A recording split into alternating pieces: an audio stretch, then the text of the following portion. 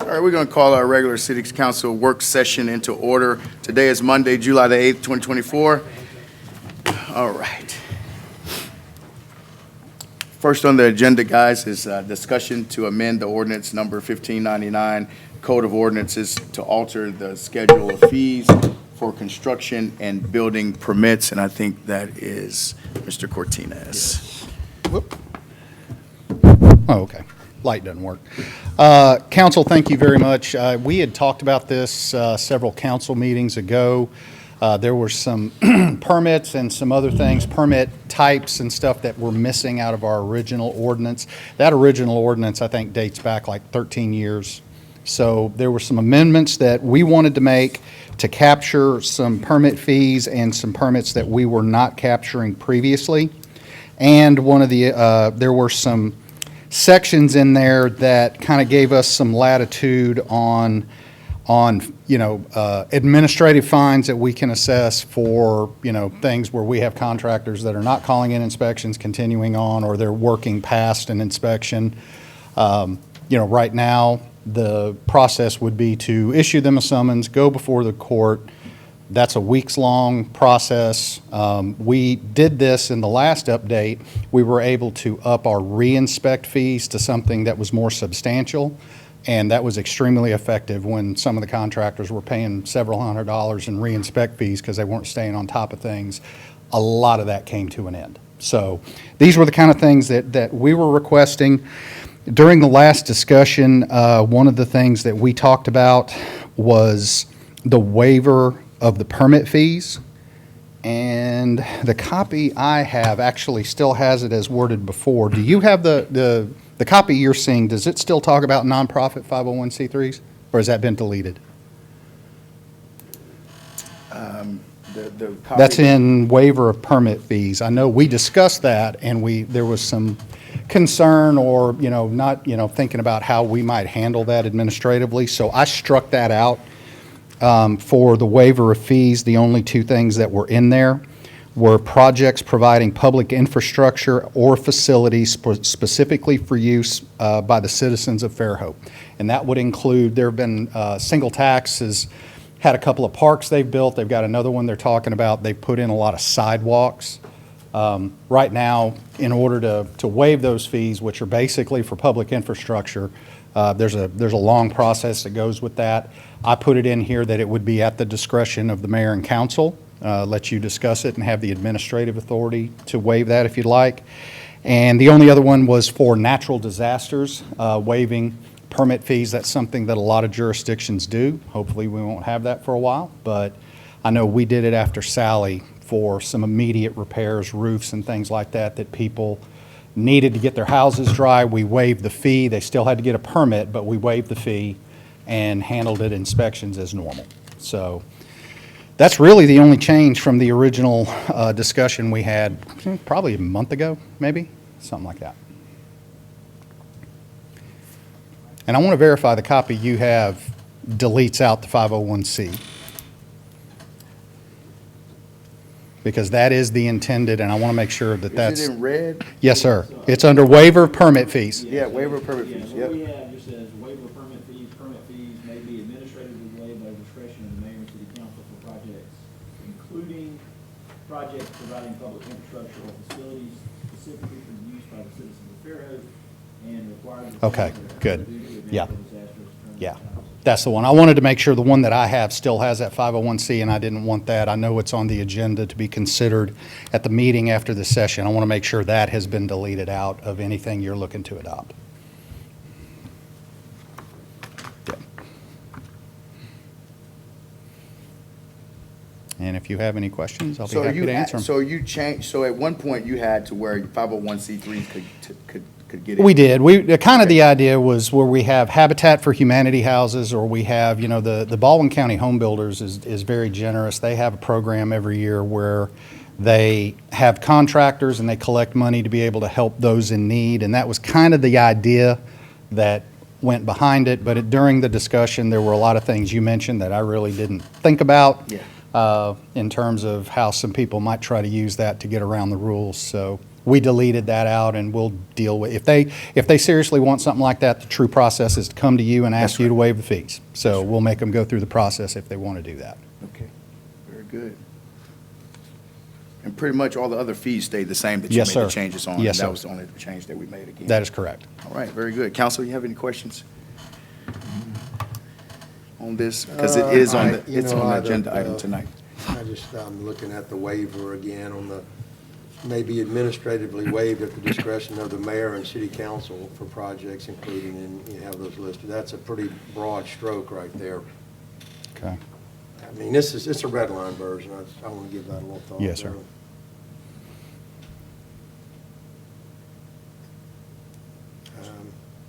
So what that means is procedurally, they would have to first, somehow, they would ask you, I guess. would make if they a were entity, request. and then they would have to come before the council. Well, it depends. I mean, typically, they would, if that worked, they would make a request to me. I would forward it to Mayor Sullivan, and then she would reach out to the council to judge your feelings on it as well. It's a joint decision. It's not unilateral. I think that's something that should be voted on. I don't Yeah. think that somebody should have the administrative ability to waive that. It's just kind of keeping a little bit of council authority there, I think, just to be honest.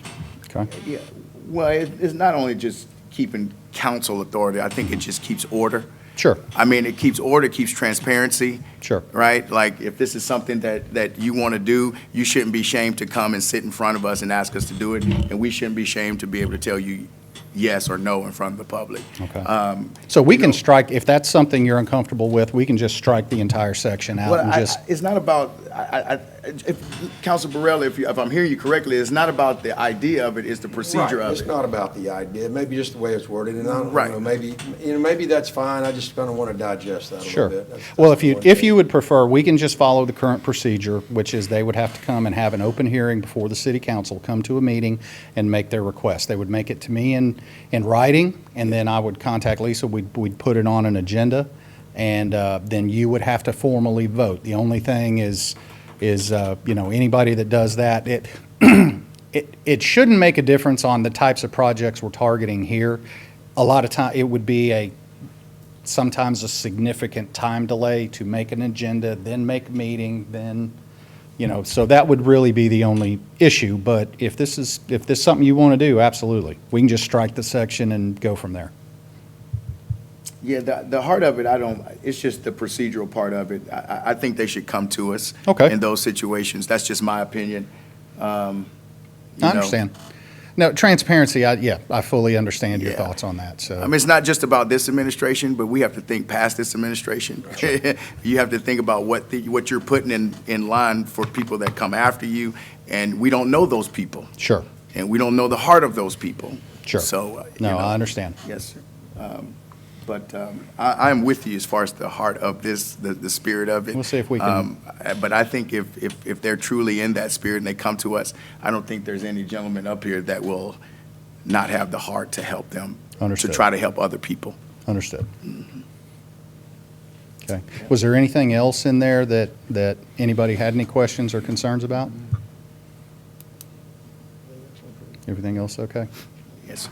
Okay. Thank All you. right, thank you. Yep, thank you. Okay, guys. All right, next on the agenda is discussion of amended ordinance number 1575, an ordinance repealing and replacing ordinance number 1438 and ordinance number 1488 to protect the public health, safety, and welfare by providing policy and procedure for park usage within the city of Fairhope. Paige? Good afternoon, guys. We are here to do some housekeeping. So we have kind of taken it upon ourselves to dust off a lot of these ordinances, and this is probably the first one we're going to bring to y'all, which would be our park ordinance for the 3 following public parks, would be the Fairhope Beach Pavilion, Henry George Park, and the park at the south end of the pier, which we designate South Beach Park. So internally, we have kind of been looking at this park policy, and it does need a few updates on our end that we would like to bring to y'all's attention and see if there's any headache or any grief with us making some changes. We have seen a heavy amount of traffic in our parks. more so than we've ever seen. The rental rates just have gone, not that we are receiving a lot of money, because it's a nominal fee that they rent the park for. And for most of these folks who are renting the park, you're going to see that they get nonprofit status. So for a 4-hour park rental, they're paying a $75 fee to the city of Fairhope. So normally that fee would be $150 for a 4-hour park rental fee. So with that being said, we just kind of wanted to see your thoughts on maybe permitted use. Right now, we have 3 permitted uses. We have a performing arts event, which is sponsored by a nonprofit. We have weddings, catered receptions and banquets, and then we have festivals, and then it goes on to say what deems a festival, and that also has to be hosted by a nonprofit, sponsored by a nonprofit, excuse me. One thing we thought of enacting was putting 2 events per organization in a calendar year. We're seeing a lot of these organizations that are coming not really from Fairhope. They're coming from all over, say Mobile, Pensacola. They know that Fairhope's a popular destination. They know that they can draw a crowd down at the beach. So, to us, when we think back at what the park's intended use was when it was deeded to us through single tax, was, public parklands for our citizens and our visitors to enjoy. So we just kind of wanted to come to y'all and see your thoughts on that first and foremost. There's a few other things that we have kind of looked at. If we wanted to do an increase in fees, we've tossed out maybe a resident or a non-resident rate idea. I know Mayor did. One thing that we did want to add that I know I've spoken with Marcus McDowell about is maybe putting something in there for subleasing city park land. So thoughts on any of these? As in prohibiting subleasing? Correct. Yeah. Yep. We don't have anything in there, and that just protects the city. I know we do have a few folks who apply for franchise agreements down at the park, but, we just want to make sure that we're protected as far as for somebody coming in, even if it is a nonprofit and selling spaces too. So. That wasn't I don't think that was in the spirit of what we were trying to do. No. Trying to think here, what else? There's just some things that need to be cleaned up on here. We have a City of Fairhope events coordinator that they reference, which that job has actually been defunded, and we no longer have that job. So we just want to kind of clean that up to say city personnel or the designate, it says on here, or his or her designee, and there's a site coordinator. So we just wanted to kind of bring to y'all a cleaned up version of this. And just to get your input tonight to see kind of what direction y'all were thinking as far as some of those things, if y'all would like for us. We also have a cleaning deposit in there for $500 and also a $500 for 50 or less, or $1,000 for, I think, over 51 and over participants. Michael can, I've asked him this before, but I don't think in the history of since he's been here or I've been here, we've ever not refunded a cleaning deposit to someone. So something to also think about. Paige, would you all consider, I know this ordinance pertains to 3 parks, but even within an amended ordinance, would you consider having different fees for those different parks listed? To me, the beach pavilion and the South Park are just 2 completely different animals. There's so much more space on South Beach compared to that pavilion. You know what I'm saying? Can we just maybe think about having different fees it could be within this ordinance and say all these rules pertain to all these parks, but these fees pertain to these 2 or something. We could. Is it the same, whether you're in It the is the South same Park for those or if 3 you're- parks. Go to the pavilions? Basically, one of them, you're getting an area half the size of this room, and Henry George might be, 2 acres, and then South Beach might be And a couple acres. Yeah. honestly, the same goes for a street rental. One block versus, somebody who's closing down an entire CBD. So, Right. that's Right. something to also kind of think about too down the road. Yeah. Just a thought. I don't know that I have the answer to that, but a thought. So any direction on anything y'all would like to see in an amended ordinance? Yeah, definitely the part about the subleasing. I Okay. mean, that's not gonna happen. I mean, we can't have that. I don't know how the rest of the gentlemen feel, but, I mean, when we reduce the rates, I don't think we meant to reduce the rates and then people go out and make money on public facilities. This has come up over and over and over and over again. So as they come up, we have to put a notch on it. So, yeah, so definitely that part. I agree with Councilman Burrell about the fees. I think, I didn't know they were not itemized. Maybe if we can itemize, I don't know how much, we would have to think about those things, the numbers on those as far as the differentiation. But I think it's a great idea. Okay.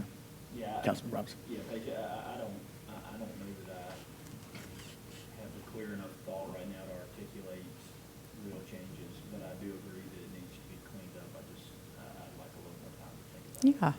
Come up with a better idea of how this might look, how it might look best and cleanest moving forward. And I think a lot of our nonprofits who rent the park year after year that we think about, I was trying to rack my brain, and Michael is here as well if y'all have questions, that do rent the park year after year. I don't think any of them are renting it more than twice in a calendar year. Right. So, I mean, I think that would kind of clean up if we've got somebody who wants to come down there just to do something month after month, and, it keeps our parks open. Another thing we're going to be having down the road is we're going to be starting the South Beach construction. So that park's going to be new, nice, and refreshed, hopefully starting this fall, maybe, Richard? He keeps saying, so. No pressure, Richard. So, I do get complaints from folks from time to time who say, they're down there at sunset or walking their dog, and, there's stuff going on constantly, and it's not as a relaxing place as it once was. So it's just something to think about. Do we want it to be kind of open to the public, or do we want it to be rented constantly? So I think that 2 per calendar year may help kind of clean some of that up too, so. So, also, Paige, the thing I wrote down was resident versus non-resident. Yeah, Mayor and I had talked about that a little bit. I mean, that's just a thought for y'all. I don't, Yeah, how do we feel? I mean, is that an what? issue, guys? Like, so, say we have people from other places coming to rent the facilities. I think you would want it- take away from your residents here. I mean, I think you want people to come and enjoy the Yes. park, even if they're from elsewhere, but I Yes. think that first and foremost, Price. it definitely needs to be made available to the citizens of Fairhope. I mean, that's what I think the intended use was. And on, kind of on that, not quite the same as the rental fees, but what about just that park entry fee on the daily basis? I know there was a charge for that at some point, and it might just be the timing, but the last 10 or 15 times I've been down there, I've not seen anybody working at a gate. Well, they were there. it's usually from Memorial Day to Labor Day is when the gate attendant is Okay. there. So it's, They were I there for may the be 4th. catching it after hours Mm-hmm. or something, I don't They know. were there for the 4th. and there is, and On y'all that. increased that rate. I think it's $20 a vehicle. so they are- And I then. thought it was 20 a car It's 20 a It car. is. for non-residents. So, for non-residents. And we have been trying to push out for stickers, like where to get your sticker, how to get your sticker, who applies for what sticker. So I know there are some other municipalities, I think I've looked at like Gulf Shores and Orange Beach and some of our other neighboring ones, and they do a non-resident and resident rate. So, if a group or an organization's coming in and renting a facility, their resident rate is going to be lower, That's their right. non-resident rate's going to be double or triple what that rate would be. So the only place that does that right now, I think, is the rec center, if I'm not mistaken, within the city of Fairhope. So that would be something we would have to do internally to figure out, proof of that as well, so. I think that's the direction I was thinking, is the rate, more so not taking people away, but increasing the prices, having a different rate for non-residents. Yeah. Council? I agree with you, Council President. Okay, well, we'll make some corrections to this, and we'll send y'all an updated or an amended, potential amended ordinance for 1575, and then we'll kind of go from there and see how y'all feel about that. All right, thank you, Okay. Paige. I had a question. Yeah. Not really on this, but is there an event going on Is there an event going on tonight? Yes, we are. We are paving Section Street Section from Street. Bayou to Fells. I didn't know what the exact date was, I knew we were doing it. Starts at 8 it- tonight? Yes, it And it starts. goes to 5 a.m.? Correct. Yeah. And it's going to be a 30-day project, hopefully sooner. No problem. They're going to be paving the, what, east side first or It's from Bayou to Fells. It's from Bayou to Fells. east side first? Yes. North to south. Asphalt Services will be there doing that at every night, but it'll be open to the public to drive the next day. So we'll hopefully get that done. The goal is to get it done before school starts on August the 8th. So, We're gonna make it happen. We'll make it happen. All right, very good, Paige. Council, anything else for Ms. Crawford? All right, very good. Thanks, Michael. All right, let's see. All right, guys. Next on the agenda is a discussion of the annexation handbook update. Thank you. Hey, Hunter. Yes, sir. So I'll lead here at the end. There's a question on, should I budget something? This is really a money question, but it really gets into some policy and some questions about how we handle this. And the annexation handbook is a little bit of it gets a little deeper than that, but what we currently have in dealing with annexation in the public is an informative handbook that the mayor and Lisa, Kim Creech, all helped put together, and it's informative for property owners. Kind of the cover sheet's on your screen, and it deals more with what are requirements, city requirements. What's the pros and cons? We're pretty open. I know Councilman Martin, Mayor, and I went and talked to a group last year, a little bit before. Yeah. I don't think we sugarcoat it. There's pros and cons, and pretty honest with folks. So it deals with how annexation may affect a property owner. And then there's also a series of frequently asked questions and answers. It also references a document that was created by the Alabama League of Municipalities. It's been updated, that really talks about the methods under Alabama law, how a city grows its boundaries and the methods available for annexation. So we have those two things, but what a lot of cities do is have a corresponding policy, an annexation policy. And that's a little bit more to evaluate and prioritize annexations and growing a city to create ultimately a sensible boundary. All of you know, and we have a resolution or some maps about to show up where we have a lot of enclaves or what people call donut holes. That's our cities full of holes that are not in the city but right adjacent to. So that policy would be to prioritize filling in those holes and then look at how you grow from the edges. So just looking at some examples, this is a snippet from the City of Auburn. It's their annexation policy. It's only 4 pages, so we're not talking about a huge document. But every project that comes along, there's a little bit of evaluation for what that does to the city's resources, any potential impact to the city resources. So I've highlighted there. This is just a 1-page snippet. Very similar to our process for vacations of property. That cycles through every department. Everybody gets a review. So Auburn's looks at planning department for planning related things, public works, garbage, street improvements, what that would do, and long range cost, water, what that does to the water resources, water resource management department. And then one key component of that annexation policy is an annexation priority map. I think this is one thing we can certainly handle internally. Want council feedback. Don't really need any outside help to do that, but it strategically says here's where we want to grow and prioritizes. Some of those short range, some of those may be a 30-year, we can see ourselves growing into that area. This map is not part of the annexation policy, but it leads that. Just to throw together something quick, so before anybody critiques this map, this is Hunter Simmons kind of drawings to show an example, but the gray area on the map on the screen is the corporate limits, and you can see those donut holes. And what we're trying to show with this map is a priority. The area in red was just a first glance at this would be the highest priority to get our boundaries cleaned up before we really focus on the growing of the outside. That needs to be evaluated, and some of the orange areas could turn red and vice versa. But I think what's important for this just tells you kind of the guiding document for a 30-year plan that's similar to a comprehensive plan. But in short area, each of these areas are unique. And how we annex, whether that's, I think Councilman Martin's looked at options of purchasing certain properties. Some would be maybe incentives, somebody. Auburn University, for example, they have a very large piece of property.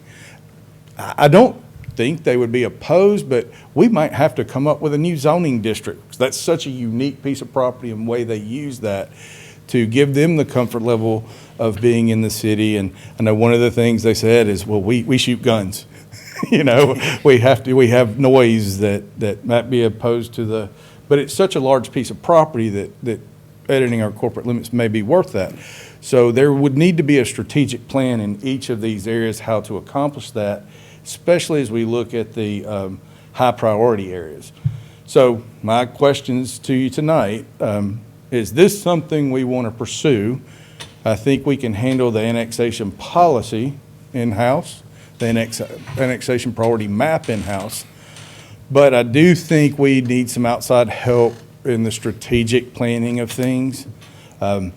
Just to kind of align with the comprehensive plan, where the comprehensive plan is really looking at a long-range plan and land use and zoning, the strategic plan would really put some targets on instead of a 30-year plan, a 3 to 5 year plan, and how to implement some of those things that we could use as a tool and as we are growing and everybody sees the growth. So we're in the middle of budget right now, getting prepped to present. I think Kim's doing a great job, and if we need to add some funds to that, if it's interested, we could do it now. We could certainly come back in the middle of the year if you prefer. But just want to start the conversation now and see if y'all have any questions, if this is worth pursuing, or we just kind of stand pat. Hunter, I think the answer to the first question, in my opinion, is yes, and the answer to number 2 is yes, and the answer to number 3 is maybe. I'd like to know what do we need to hire somebody, what do we need to pay somebody to do that we can't do in-house? Mm-hmm. So, and I'm certainly not ready to tell you a dollar amount before I go and try to figure that out. And I have already done a little bit of that work. And unfortunately, that's where it gets into. They want to know what's the scope before they give you even a napkin price. I think some of those we can handle. We don't need anybody to come tell us the methods and the, what options you can do to incentivize. But I do think we can potentially get some help on, I think development agreements are always an option. When somebody's looking at development, but not every property should be, and everybody that wants to annex doesn't get a tax benefit. Yeah. Would that be a strategy, though? We're not saying it would happen, but right. I know we've talked about this for as long as I've been on the council, which is a long time, and Kevin. But we've thought about, all right, there's this one donut hole that we need to get to annex. Mm-hmm. What if we gave them a break on their property taxes for 5 years? Yeah. It would be formulating some strategy like that. Maybe not that, but. Right. That would be and where that would be appropriate, because maybe that doesn't apply in another area of town where that's a third priority for us. Right. 30-year, so being able to establish, and just, y'all know how much we're dealing with the growth, and stopping to do that is the challenge. And really that's where, and it's a multifaceted approach that frankly, I don't have all the skill sets for. Some of the economic development I've been a part of, but need somebody to know where maybe some of those tax benefits from other areas. Maybe it's not we reduce sales tax or property tax. Maybe there's some other incentives out there through state and federal programs, and probably the first thing somebody's going to do is, what have you done? You know, we're not interested in starting a school district. That's one of the first things people tell you. Well, if you do that, it solves all your annexation woes. You know, there's some other methods that maybe are not, you know, are not interesting. So how do we strategically plan for, and which areas are the priorities, and how do we get there? Reality is the area in Montrose is a little different from the east, which is a little different from both sides on the south. And is the Grand Hotel different from Montrose? That might be a different strategic plan. So coming in and helping us evaluate those, and, you know, some are existing businesses, some are vacant land. So that's, you know, I think one of the things, like getting Auburn involved, it just expands our boundaries and makes more properties available to annex. It doesn't mean they have to, but makes it more properties contiguous, which is a plus. And maybe there is some properties. I think, I believe you said it at the Flying Creek, Councilman Burrell, at the Flying Creek opening, you know, that project was 30 years in the making, if not longer. And the council purchased property on the south side by the airport for parkland. I think that's something we need to keep thinking about in that long-range plan, and be looking where we can strategically, even in the comp plan. There's a couple of areas of town where we really think there needs to be new parks to deal with the growth and be close in proximity. So maybe that part of that strategic plan is how to get those finances right. You know, do we have a capital outlay plan that puts a little bit aside each year if the right properties come up? There's a lot more to it than, and each area is unique. And just reality is sit down and come up with that plan with a level of growth and the permits and the reviews we're seeing. I think that's challenging for us to handle in-house. As you know, number one is yes for me for sure. This is something that I'm sure Councilman Burrell and Councilman Boone have been working on for a long time. But I think it's time, because we're extrapolating right now. I think that's the correct term to use. And I think it's time for us to get a hold of it, because the extrapolation is burdening our resources. And I think we have to level that off by squaring off and knowing who we are. And I think this is a vital role. As far as the last one, as far as why do we need a strategic plan, that's above my pay grade. I'm gonna leave you to that one, but I have to trust that you don't have the resources in-house to do that. That's a lot, especially with all the growth that we have still currently, everything that's going on. So, but whatever we have to do, I think it should be done, and I think it should be done soon. I think this is a great deal, especially with our water and all of our the deals that we're dealing with right now. This is something that we have to do, in my opinion. So I'm excited to see this. And I hope the council jumps on board with this, because I think this is vital to where we're going from here as far as the growth of this town. Council? I don't disagree with what you and Jag just said. I think it's important for us to consider this. I think there's still going to have to be a pretty big educational aspect of this, because I know there's a lot of misconceptions about what annexation means and what burdens it may or may not place on the property owner. And so as long as we are sort of moving hand in hand with policy changes and education to the public, I think that's, I'm in favor of it. Obviously, I think that will help us as we manage growth and things like that. But I think it's equally important to let everybody know what's going on and how, if at all, it may affect them and their property rights. And I think one other benefit of at least the map portion of this, pulling this map up, that kind of goes down to 32 for the most part, small area around the airport. One of the things, and I know Councilman Boone, you and I have dealt with this, there's a lot of speculation through the last couple of years with jurisdictional changes and landmark districts that we were coming to annex everybody, down Highway 1, all the Yeah. way down to the bay and to Pelican Point. And, I think this kind of clarifies where we see ourselves growing into in a potentially even. Yeah. Those yellow areas are a, maybe in 30 years. That's right.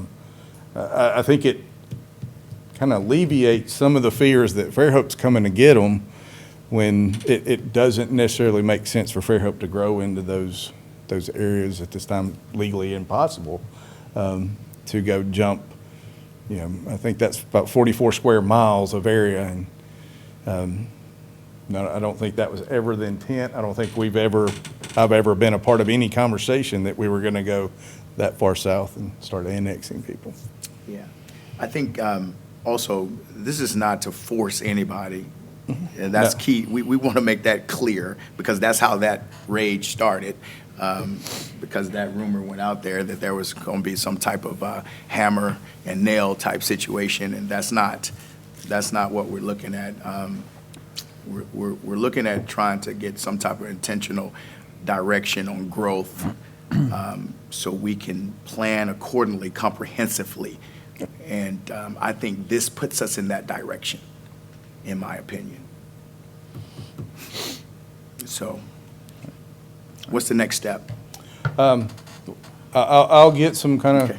prices there, so we'll be moving internally to do the policy and map. And I'll get some pricing, so you may see that in the budget reviews.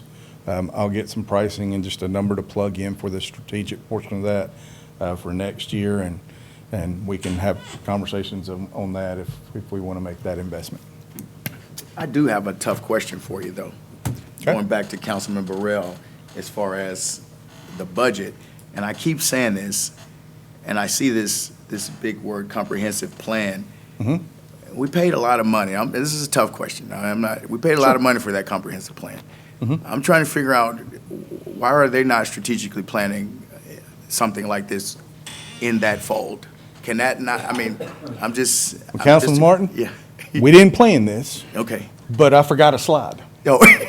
And if you look at the slide on the screen right now, it tells the difference between a comprehensive plan and a strategic plan. So the county they actually did a strategic plan first, their update, and then a comprehensive plan. Comprehensive plan is really looking at the land use, zoning, and really stretching out usually a 20, 30-year plan on how to get there, where a strategic plan can be. In this case, we're talking about annexation and growth, but it's going to get into more details and very targeted, smaller timeframe goals to implement something. Okay. Gotcha. So that is, typically you don't get that component in a comprehensive plan. Gotcha. So the comprehensive plan kind of comes first, and then Then you swindle it figure out down. how to get to some of those goals. Okay. See, the other thing is the comprehensive plan is a goal for us to, how we see the city, what we'd like to see the city grow into as it annexes. The city of Fairhope, this is the thing that's strange to me in all our conversations we've had. We can't go out and just annex the property. Right. Population isn't the right size, and we can't do that, but somehow everybody thinks we can. Right. So the strategic plan would be more in line to, if you could do that, but you can't. Yeah. And everybody somehow thinks, I guarantee you, after this meeting's over tonight, you're gonna have, That's why I am very clear. social media's gonna just. This is Hunter Simmons' We're draft of a gonna map. All this property, just Right. make it willy-nilly, No. and, we can't do that. No. Yeah. And if I had to break it down, what the strategic plan really does, like I said, every one of those areas are a little unique, if we're prioritizing. And there's a list of pros and cons when people annex in. So I think what the strategic plan can look at each of those areas and try to balance out where the cons maybe override, provide more negatives to a property owner than the positives. The strategic plan can look at those different areas and try to balance that out where, obviously, we want the property owners to be on board with annexing in. There's no conversations about going in and enforcing annexation. So how do we do that in each of those unique areas? And Councilman Burrell brought something up, and I think that's very particular.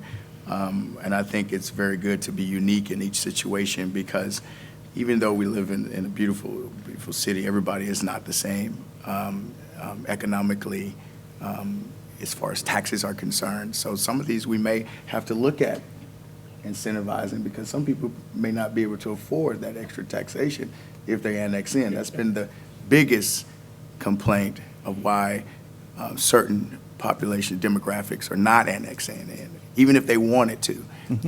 So if we can solve those type of remedies, or have remedies for those type of problems, I think the strategic plan would be worth it. All right, I'll be working on it. If y'all have any questions or anything, I'm here to talk about it. All right, very good. All right, committee updates, guys. Being the first week of the month, first full week of the month, committee meetings start tomorrow. Have Airport Authority meeting tomorrow night. The rec board does have a couple of items on tonight's agenda. One's adopting a 5-year strategic plan, and the other is a recommendation to purchase property in Barnwell. Very good. So we'll get to those in the agenda meeting. Yep, okay. No updates from me. None from me. Councilman Booth? Yeah, we're gonna have a harbor board meeting. Wednesday, it's Wednesday, 4:30. Anybody would like to come and attend? Okay. All right, and I don't have any updates right now. Council President, can I piggyback on Councilman Boone's comments? Yes, sir. Harbor Board. I did meet with the mayor last week, and I talked to Pat White. I've had a couple of conversations with him, some via phone and a couple of email exchanges, but you know, we've had several people that have wanted to make improvements to the slips at the marina, and I think that Pat has been working on some language that we could potentially adopt that would allow people to make an improvement, such as put a lift in a slip, but it would become the city property upon doing so, and then they would have to maintain it. I just want to make everybody aware of that. And Kevin, you too. This is the end of last week, and it's been a holiday. I hadn't had a chance to even talk to you about it, but they already have some language in the current rental agreement, but I think that this kind of clarifies some things. And then we've had people ask that they do all sorts of things, which we probably won't allow, but we need some uniformity, you know. And I think if they're making the marina better at their cost, and we can find a way to do it, and it's good for them too, you know, protect their vessel. It looks good anyway.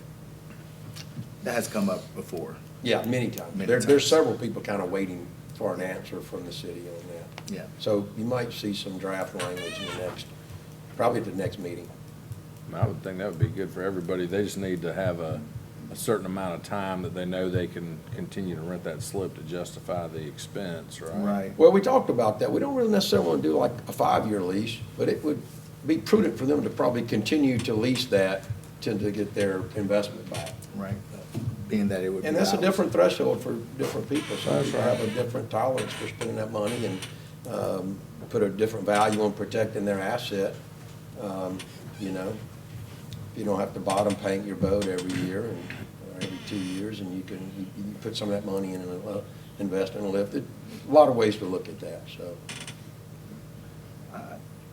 I think it's a great idea, especially with the heart of it being a shared cost and improvements, you know, done by the patrons, by the customers. Well, there's not even a shared cost. It's all their cost. That's what, Yeah. I mean, Shared benefit, Shared- but Yeah, shared. There you go. Thank you, sir. Used the wrong term, but yeah, so, but okay, very good. And I don't have anything, so let's get to the agenda. All right, guys, do I have to call you, or y'all gonna, all right, very good, Jeff. I don't really have anything on the agenda. The mayor asked me to speak on her behalf for agenda item 2, report of the mayor. I'll save those comments till then, but I wanted to invite anybody in the audience, either here or YouTube or Facebook watching. I have one of the new EV vehicles parked out front. If you want to come by, take a look at it, ask any questions, I'll be out there to answer any questions. Yeah, It's not as slick as I thought it was gonna be, man. I thought that thing was gonna be slick, man. I thought you was gonna look like Batman coming around here. It's nice, though. All right, thank you. It's like talking bad about somebody's kid. They have their Yeah, cars, but their it's- Mustangs out there. All right. Oh, the electric Mustang? Yes, it's out there. That's what I'm talking about, yeah. Oh, they missed the mark. Sorry for them. All right. Good evening. Hey, RJ. And my one task for an update, as Paige told, we are hosting a Public Works event downtown starting at approximately about 9 p.m. We are going to be starting the paving of Section Street in the Central Business District. That work will entail from the intersection with Bayou all the way to Fales. More specifically, the contractors laid out a schedule, and they're going to mill out the east side parking, and then their goal is hopefully to mill all of that in one night, and then it'll be open to park in without lines, so people have to kind of figure that out themselves. Then their goal is the next night, come in and actually pave that parking, get some temporary striping, some delineators, jump to the west side, do all the on-street parking, mill out and pave, and then they'll mill the main lines and pave and try to do it as continuously as possible. So, and one of the downsides to going back with thermoplastic striping is it requires that the asphalt to have been in place and weathered for 21 days. So you'll probably see a lot of paving activities, some minimal temporary striping, and then they'll come back and lay down the permanent striping. So, and I will tell you, in my career, this is my first nighttime paving, so we're not sure the pace and everything else. The contractor wanted to get on site and get started after following the Independence holiday, and hopefully they'll kind of find their pace and their scheduling, because we know we can't really disrupt things until a certain time. Really, the goal is 9 p.m. and later, and then completely out and everything secured and ready for business as usual by 5 a.m. the following morning.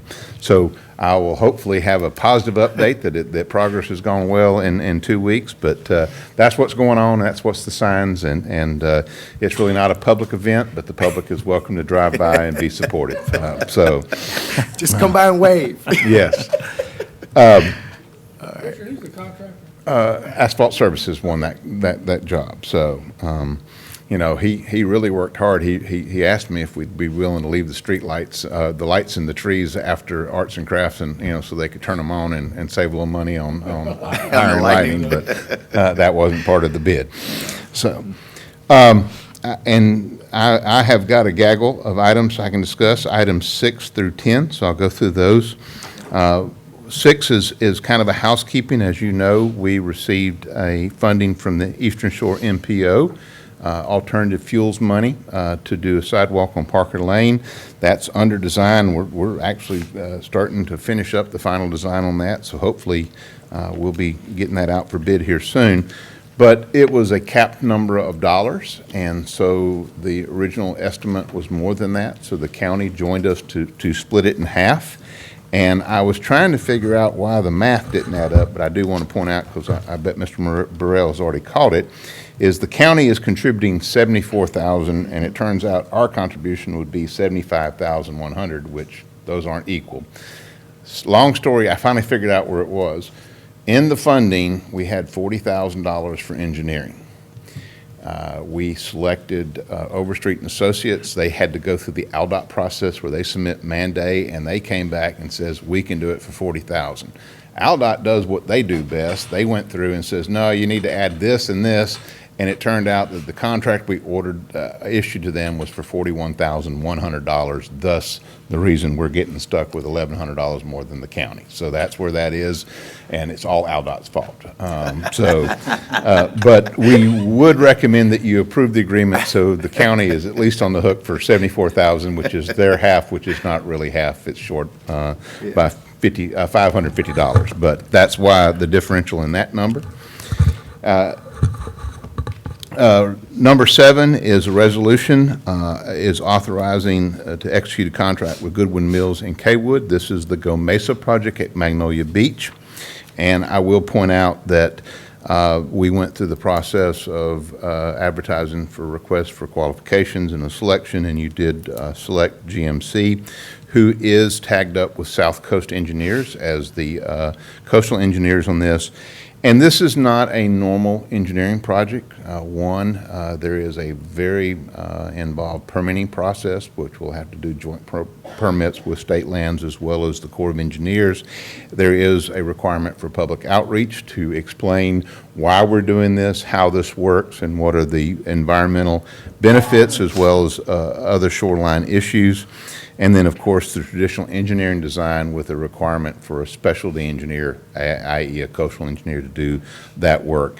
So it is 24%, but that number was provided in the grant as part of the scope of work. And you know, I think for this type of specialty work, that is probably in the appropriate realm. If this was a straight civil site engineering project, we should be looking at on $500,000 and 16% at the max.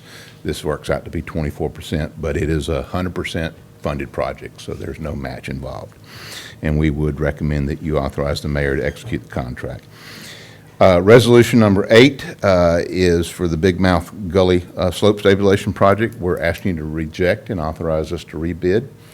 We did have a second bidder. Oh, you did? I saw that. Who unfortunately realized 28 minutes to the second that he forgot to put the bid bond in and walked in the room with it in his hand, but we could not accept or open his bid. So we just think it's better to have multiple bidders. So there's really no cost to us to go ahead and repeat the process. So we'd like you to authorize us to reject and rebid. Number 9, and I will definitely ask for Pat to add comment if he wants it. We are recommending to award the bid to Klarman and Day, general contractors, for the new concession bathroom facility at Municipal Stadium. And I do want to kind of qualify why we're a little bit out of whack with budget, and hopefully Ben will give me a nod or two back there as well. So when I helped Pat with the budget, we were talking about just building the building, okay? And a couple things in the design process that came along. One, we did want to equip the concession stand with the necessary appliances, the tables, the counters, the shelving, and things of that nature. So that got included in there, and that's all stainless steel, commercial grade, you know, four tub sink, et cetera. And then there became discussion of air conditioning. And I am, when in a design aspect, I'm completely against air conditioning because it's a maintenance headache. On a personal level, I love air conditioning. So with the fact that with this a concession and bathrooms, there was a request to at least bid it with an additive alternative with air conditioning, which we have done. Secondly, we did put a 10% contingency because it's a pretty tough site. We're going to be demoing the existing building there adjacent to the grandstands. And secondly, we have a $30,000 placehold. Ben and his team will be the electrical subcontractor for this project. He doesn't think the cost of electrical goods is going to be anywhere near $30,000. So we're hoping that we don't get into the $30,000 contingency, and we're hoping that the electrical cost of the equipment will be significantly less than the $30,000 that we have budgeted. So hopefully we'll be a lot closer to budget when we get to the end, but we are recommending you award the bid with the additive alternate for air conditioning. And I know that's an additional $23,000 and some change toward that cost, but the park staff felt pretty adamant that you're going to have some unhappy volunteers if they're working a concession stand that doesn't have any AC in it. So we are recommending to award that bid. And I can't remember, there was either 6 or 7 bidders on that one, so we know that we've got a good competitive price. And then number 10 is we're requesting that you approve the selection of Christian Preuss Landscape Architect. It was one of those cases that we were convinced that we put in the budget $12,500 to do the conceptual design and options and budgeting for the small pocket park that's adjacent to Jewin's Restaurant. And literally, we spent the last 9 months in the budget looking for it, and we finally found, we put it in landscape of all places. So it wasn't in capital projects, but we would like to go ahead and get that conceptual design done so that we can kind of tighten up the budget numbers as a downtown improvement project for the next budget year. And so we know we have the money. We would like to select him and get a agreement on price and get that back to you ASAP. And I'll be glad to answer any questions. All right. Couple of questions. Yes, sir. On number 8, that's a natural shoreline, correct? With the Gomesa? Is that considered a natural All right, shoreline? well, yes, it will be a natural shoreline. It will not be your typical living shoreline, so be Oh, careful. okay. Magnolia Beach, even when you go back in the founding of our community and look at the original map, they called it a beach. It was a sandy bay shoreline. Our goal is this project will maintain that as a sandy shoreline. We don't want reeds and things growing because people go there to enjoy it and recreate there as a natural sandy shoreline. And when you see living shoreline, that's usually involves a lot of plantings and it's gets seagrass and things like that. I don't think in the history of Fairhope that's ever been there in that location, but it has been a sandy shoreline for 100+ years. Okay, that answers So it that. will be a natural beach, Yeah, yeah. but it will not be a That's living why I wanted shoreline. to clarify Okay. those two terms. Okay, Yes. very good. And on the concessions, are we redoing the concession on the football field? Help me out, I can't remember. Okay, so, and Pat may give a little bit better detail. So right now, at the northwest corner of the stadium, up on top of the hill, adjacent to the home grandstands, is a wooden blue bathroom building that is in a very poor state of repair. Right. So we're going to take that building down, a building that will replicate brand-new guest, or female, male, and family restrooms, including an umpire or an official room with a private bath, and then a concession stand that, with the concession windows face directly to the west, meaning facing the high school baseball field, so it becomes a multitasker, meaning it can serve concession support to baseball, and theoretically, it could serve concession support to football, but the bathrooms will be there for all, but be specifically available for those folks on that corner of the football stadium. So it's just, the building has become unserviceable, and they need more concession spaces. Did I describe it well? So Oh, yeah. it's a multitasker. Very good. That's what I wanted to clarify to the public. Yep, very good. You can add anything else you need. So thank you. All right. Any other questions, Council? You all good?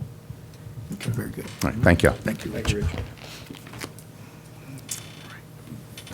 Good evening. Good evening. I can speak to the concession bathroom building if you'd like, but I think you're all pretty well familiar with our needs there. Yeah. I did want to speak on number 16 about the rental agreement, possible rental agreement for Mobile County Aquatic League to use our pool for their annual swim meet. Basically, we want to help a neighbor. They're in need of a facility to host their meet. Kathy Hudson, our Pirate Swim team leader, is here. She's also a rec board member, if y'all have questions for her. And I believe we also have some members of the Mobile Aquatic League here too, if you'd like to ask them some questions as well. But we're happy to do this as long as we can, make it feasible for us and for them. We're happy to accommodate. Yes, no doubt. So the pricing, I just want to clarify on this. Sure. We got to talk about it just to make sure. So it's 2,000, but I see that everybody's understanding that 2,000 may not be the final number. There's going to, with the implications of paying the lifeguards. and Right. Those numbers, so. It's and whatever, everybody's understanding whatever you that. guys agree upon tonight, but what was proposed was $1,000 per day for facility rental, Mm-hmm. and then an additional $1,500 per day for the lifeguards, because we're going to have about 14 lifeguards on duty each day. Yeah, so the thing that I'm saying is that last part is not in here, and so I'm speaking it loudly so Right. that it's on record that everybody I understands. did forward that information to them. Right, and Yes. so No, I'm not, yes, sir, yes, Right. but I'm just speaking it publicly, so everybody's aware, because we didn't write it in here. Right. But, yes, very good, very good. I think it's a good deal. I mean, I think it's a good opportunity for the kids, you know. Just, I'm Crystal Avery, I'm the president of Mobile County Aquatic League, and we can't thank you enough. Yes, ma'am. This is the second time we've had to deal with some issues at Bishop State, and y'all, obviously, if you've read the news in Mobile, you know that we've been struggling to get our pool done. We break ground next month, and we can't for the last minute. I mean, they've been wonderful, Kathy's been great, and we just really appreciate you guys helping us out. Not a problem, Ms. Avery, thank you. Yes, sir, thank you. Any questions for me on rec board recommendations or the Barnwell property? I mean, I think you guys have a better handle on that than I do, so. No, that's good. Thank you. Thank you, yes, sir. Thank you. Just, and I'll try to remember, when we make this recommendation or make this motion in the council meeting, it needs to be $2,000 rental agreement plus $3,000 lifeguard agreement, because it only says the 2,000 rental I know. agreement in the. I'm just making, Yeah, you hear me? Yeah. Just for clarity purposes. That's in- exactly in the right. motion. Yeah, okay, very good. I have number 14, and we are just asking for approval to submit a grant through ALDOT for a new bus for our senior center. So we currently have a 2014 bus that's been servicing our seniors, not only members of the James P. Nick Center, but all residents of Fairhope, for whether it be grocery runs, doctor's visits, post office visits. And Tim Bung has come to our rescue many times when that lift has gone out. So it's time, it's become a maintenance nightmare, and it takes, we're thinking it's probably going to take a year to get this bus in, if the grant is approved. So we are going to be budgeting this in with approval in 25's budget. But it's an 80-20 match. The bus we are looking at is slightly different from the one we do currently have. So it runs at approximately $160,000, and that's has a lift on there and a ramp for folks who are unable to climb stairs. Right now, we're having problems with a large majority of ours who are riding the current bus we have, the steep stairs that if they're not in a motorized scooter, they're having to go up those stairs, and it's really, really hard and kind of dangerous to, honestly, for our bus driver to be putting them on and off that bus every day. So we're looking at one that has an automatic ramp that just folds down so they can walk right up the ramp onto the bus. So I will note, we do own the bus outright after a certain amount of time. ALDOT releases that to the city of Fairhope. So one thing to be thinking about, and Mayor, I know may have some ideas, but we do own that senior center bus now that we did get through ALDOT. I guess in 14 maybe is when we did get the bus. But so if we wanted to use it for another department, if we wanted to gov deals it to use that money towards the 80-20 match, there's some options there as well. So just a food for thought. All right, I think it's excellent, thank you, Paige.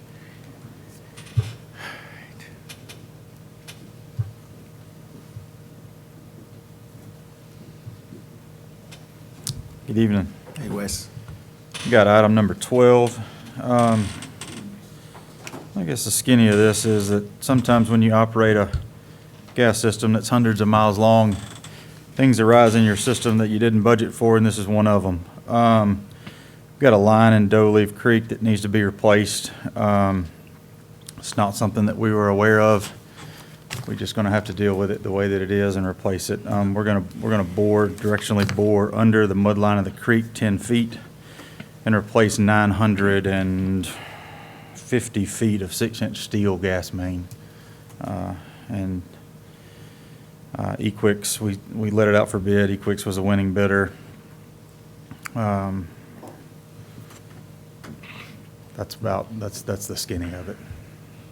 Understood. Wes, my understanding is it's not just a replacement, it's an upgrade. It is. We're not patching anything. We're replacing that line. And if you look at the gas department's budget, there's a plan to come under I-10 in 25. You approved the engineering for that this year. We're working on that engineering, and there's a master plan for this whole area, and this is part of the master plan. This line, we're going to valve the north end of this line and tie into it coming under I-10. in '25, so it's not hodgepodge, we're not patching anything, we're gonna replace this line with a double-lined piece of pipe, so it's definitely a thought-out process, not just, we're not putting a Band-Aid on anything. Thank you, Wes. Yes, sir. Yes, I got sir. a question. Yes, Go sir. ahead, real quick. So you're replacing that with a steel line? It is gonna be a double-walled steel pipe? Yeah, well, it's double line, when I say line, I'm talking about on the outside, it's double coated. So we're replacing 6-inch steel with 6-inch steel. I got you. We're not upgrading anything, we're just replacing what's You there. know, I just, sometimes when you put these things underground and ground shifts, you Yep. know, I know that the polyethylene pipe is probably is a little more forgiving, but I don't even know if they make a It's 6-inch polyethylene. Well, the pressure's the issue here. This is high pressure, 200 PSI. So we don't have any polyethylene that's rated for that pressure, so we've got to put it in steel. Thank you. Thanks, Wes. Thank you, Wes.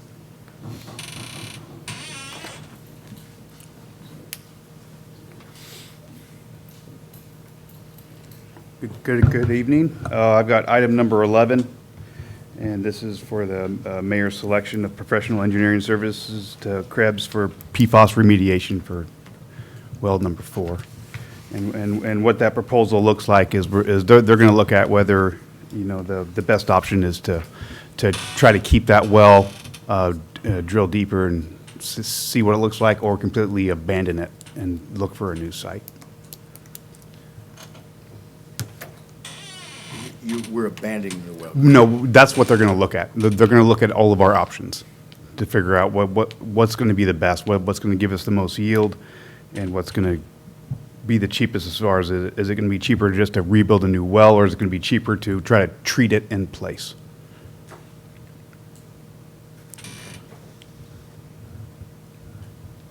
Okay.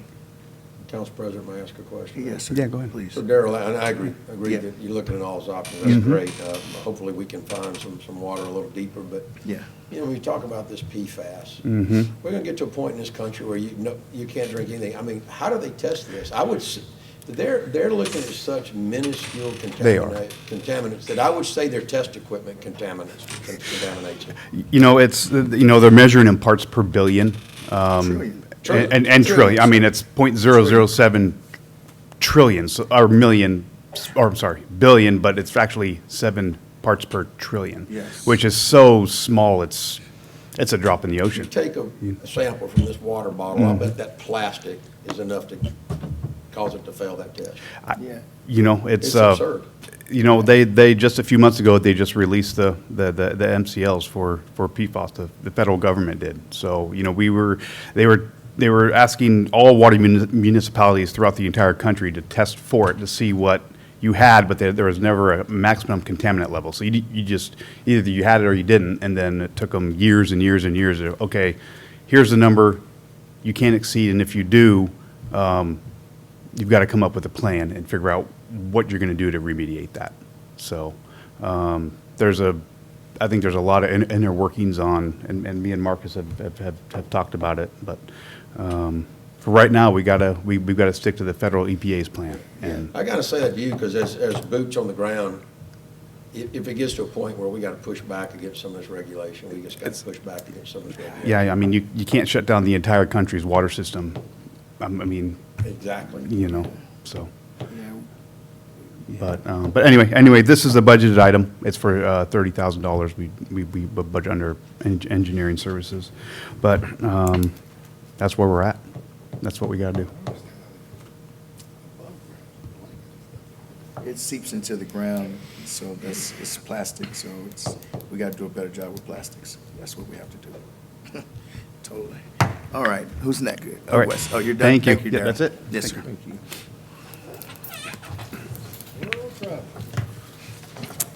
Council, good evening. Mr. So we Jackson. have number 13 is the knock to seat amount for our on-call professional engineering service. I think it was on the agenda last council meeting. So we were going to stay with Stewart again. And this is a 3-year contract. All right. Any questions? No, sir. No, sir. Straightforward. All right. Thank y'all. Yes, sir. Thank you.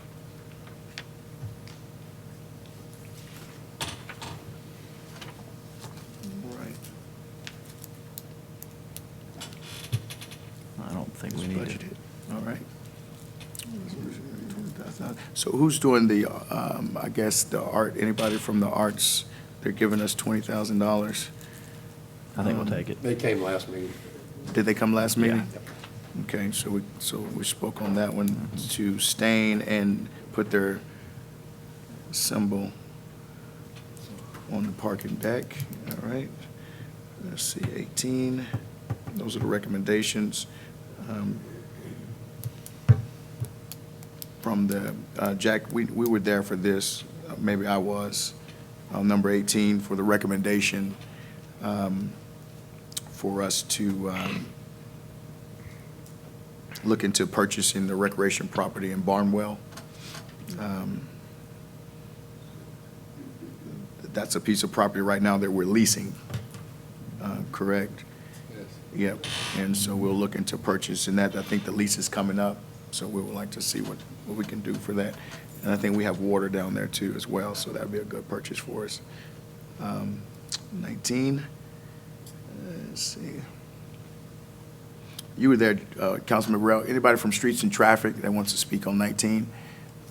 Yeah, I can speak. You can to speak on that. that. You were there, I was out of town. Missed it. So this is a part of town on the Ingleside that we've had, numerous complaints going back several years. Richard, feel free to jump in and assist me here. And there's, you can't put pinch points there. There's just not a lot of room. You can't put bump outs there. We tried to use a visual deterrence with some striping, and it just wasn't successful. And so the residents have come back and further complained, and there's quite a few of them that have been, and this has been over several years they've been attending these meetings.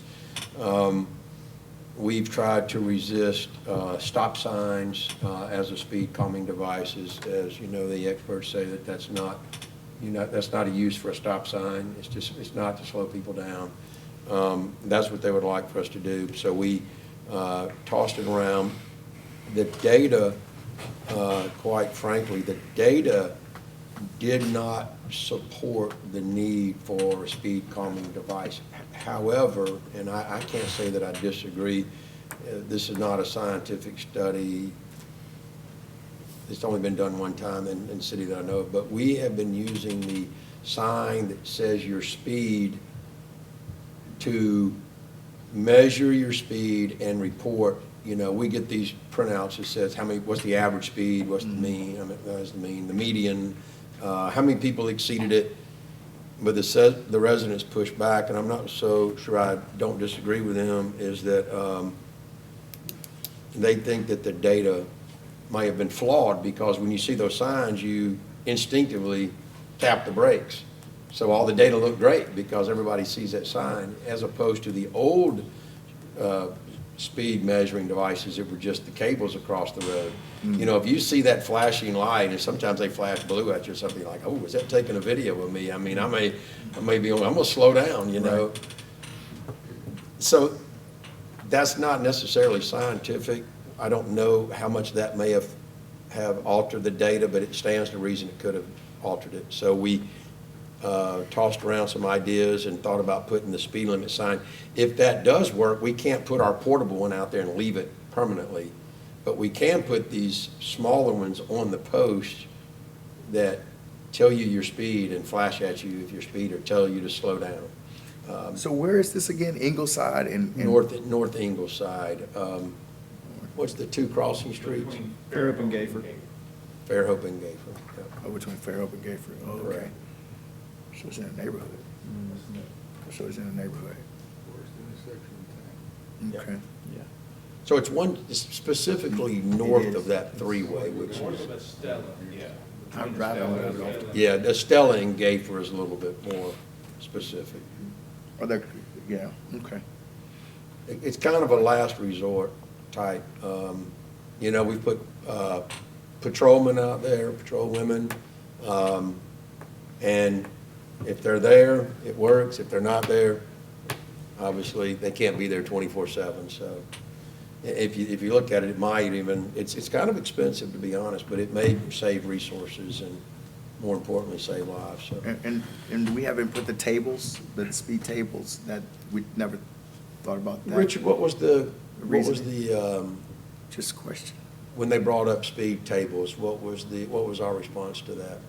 Well, I mean, the dedicated citizens want us to basically always stop just about every intersection through that run, and we're not really, never, every time we talked about other traffic calming, they didn't want that, they wanted stop signs, and, I do, I think the least intrusive is these automatic signs, and they're not terribly expensive, the price keeps coming down, and I think we've had luck in other parts of town, such as on Gaper and things like that, that it seems to have satisfied the need. Now, I'm sure the next argument, and Councilman Burrell will smile at this, is the person whose yard it's in front of is probably gonna be upset, but, ultimately, you gotta put it in a location that it does the best amount of good, so that's what we left it with them.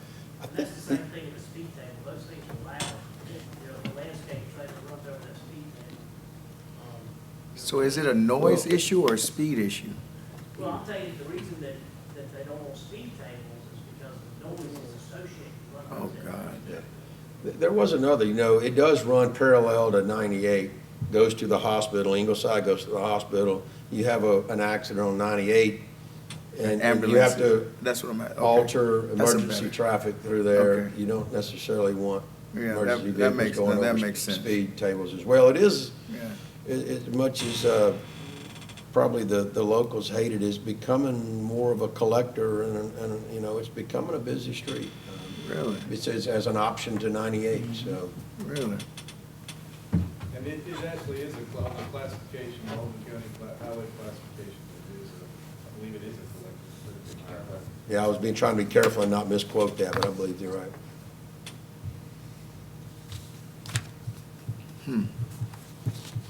Well, I mean, I think this is Okay. a good compromise. Yep. It's hard to put something out there without the data to back it up, you know what I mean? Yeah. It sounds like what we put out there is showing that maybe there's not a problem, but that could potentially be flawed if people are slowing down Well, because the of. very thing that we put out there to take the survey Might have fixed it. might fix it. But that's not but that style wasn't a permanent fix. This Right. is more of a No, permanent fix. I think this is the most Yeah. reasonable option at this point. Yeah, I want to be clear. So this particular device not only slows them, but it also collects data. Is that correct? It can collect data if we agree to pay for the data collection on that. It can collect data for sure. Yeah, absolutely. Or it will always measure their speed, and it's called a feedback sign. It will give them feedback. Slow down, you're going too fast, or whatever. And we can program the speed at which we give them a warning and program the warning. But it doesn't capture And the everybody, person. for everybody watching, we have a hidden camera on. That's what I was too, about to that'll- say, 'cause- so it doesn't capture the person that's speeding though. So you might Because a get in deterrent trouble. Would be that, if they have across the land. Okay, guys, I think we've covered everything. All right, what time is it, guys? All right, we'll take a 10-minute break and we'll come back and start our city council meeting. Thank you.